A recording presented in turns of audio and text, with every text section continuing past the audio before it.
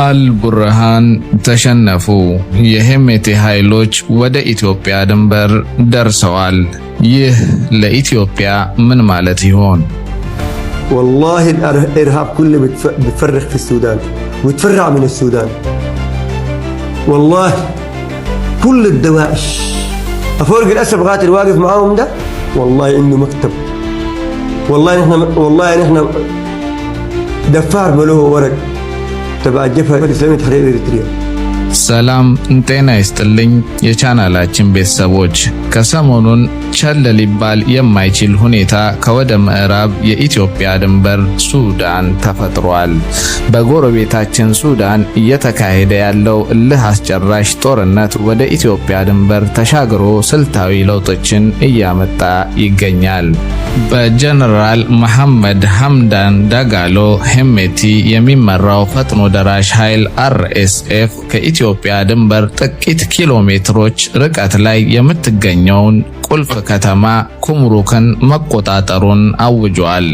ይህ ድል ለሄሜቲ ወታደራዊ ስኬት ቢሆንም ለኢትዮጵያ ብሔራዊ ጥቅም፣ ለህዳሴው ግድብ ደህንነትና ለቀጠናው ጂኦፖለቲካ ምን ይዞ ይመጣል?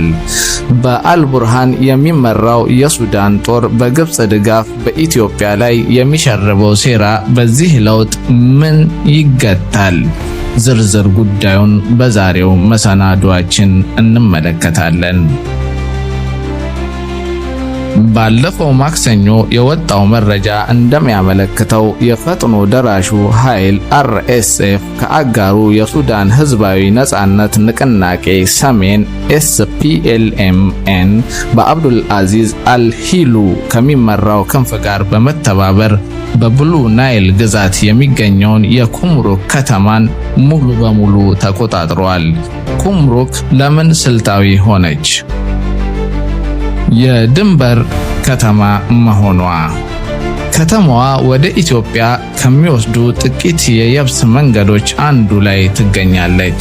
የአቅርቦት መስመር በአልሂሉ የሚመራው ታጣቂ ቡድን በደቡብ ብሉ ናይል ያለውን ጠንካራ ይዞታ በመጠቀም ከጎረቤት ሀገራት ጋር ያለውን ግንኙነት ለማጠናከር ይህች ከተማ ወሳኝ ድልድይ ትሆነዋለች።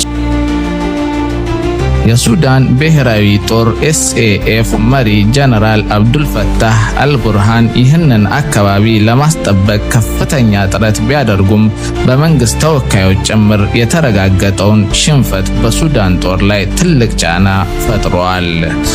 አሁን ጉዳዩን ወደ ኢትዮጵያ እናምጣው። የብሉ ናይል ግዛት ለኢትዮጵያ የህልውና ጉዳይ የሚባልበት በቂ ምክንያት አለ። ይህ ግዛት ከታላቁ የኢትዮጵያ ህዳሴ ግድብ በስተምዕራብ በ20 ኪሎ ሜትር ርቀት ላይ ብቻ ነው የሚገኘው። የግድቡ ደህንነት በቀጥታ በዚህ ግዛት ከሚሰፍረው ኃይል ጋር የተቆራኘ ነው። ጀነራል አልቡርሃን ከግብፁ ፕሬዝዳንት አብዱልፈታህ አልሲሲ ጋር ያላቸው ጥብቅ ወታደራዊና ዲፕሎማሲያዊ ትብብር ለኢትዮጵያ ስጋት ሆኖ ቆይቷል።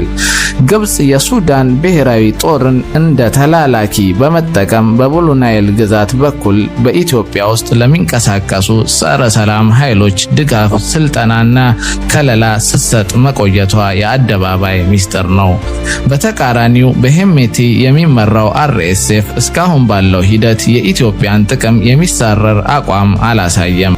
እንዲያውም የግብፅን የቀጠናው የበላይነት ፍላጎት በመቃወም ይታወቃል። በመሆኑም የብሉ ናይል ግዛት በአልቡርሃን እጅ ከመሆን ወጥቶ በRSF እና በአልሂሉ ቁጥጥር ስር መውደቁ ግብፅ በኢትዮጵያ ድንበር አቅራቢያ የምታደርገውን የጥፋት ሴራ ሊገታው ይችላል ተብሎ ይታመናል። የብሉ ናይል ግዛት በሱዳን ውስጥ እጅግ ሀብታም ከሚባሉ አካባቢዎች አንዱ ነው። በወርቅ ማዕድን፣ በነዳጅ፣ ለም በሆኑ የእርሻ መሬቶችና በአባይ ወንዝ የተባረከ ነው። አሁን ይህን ሀብት በበላይነት የሚቆጣጠሩት የክልሉን ነጻነት የሚፈልጉት የሱዳን ኃይሎችና የፈጥኖ ደራሽ ኃይል ናቸው። ኢትዮጵያ ምንም እንኳን የአርኤስኤፍ ወታደራዊ ሰፈርን እያስተናገደች ነው ተብሎ የሚቀርብባትን ክስ ደጋግማ ብታስተባብልም በድንበሯ ላይ የሚፈጠሩ መሰል ወታደራዊ ለውጦችን በንቃት መከታተል ይኖርባታል። የሱዳን የእርስ በርስ ጦርነት ከ11 ሚሊዮን በላይ ሰዎችን አፈናቅሎ በ10 ሺዎች የሚቆጠሩትን ለህልፈት ቢዳርግም ኢትዮጵያ ግን ድንበሯን በማስከበርና የህዳሴ ግድቧን ደህንነት በጽኑ በመጠበቅ ብሔራዊ ጥቅሟን ማስጠበቅ ይኖርባታል። ለአልቡርሃንና ለደጋፊያቸው ግብጽ ትልቅ ራስ ምታት ሲሆን ለኢትዮጵያ ደግሞ በድንበሯ አካባቢ የነበረውን የሴራ ቀጠና የመቀየር እድል ሊሰጣት ይችላል። እናንተስ የሄሜቲ ኃይሎች ወደ ኢትዮጵያ ድንበር መጠጋት ለሀገራችን የሚኖረው ፋይዳ ምንድነው ትላላችሁ? አስተያየታችሁን በኮሜንት መስጫው ላይ አስፍሩልን። ሰብስክራይብ እና ላይክ ማድረጎን እንዳይረሱ። ለዛሬ የነበረን መረጃ ይህን ይመስላል። ሰላም ለሱዳን፣ ሰላም ለኢትዮጵያ።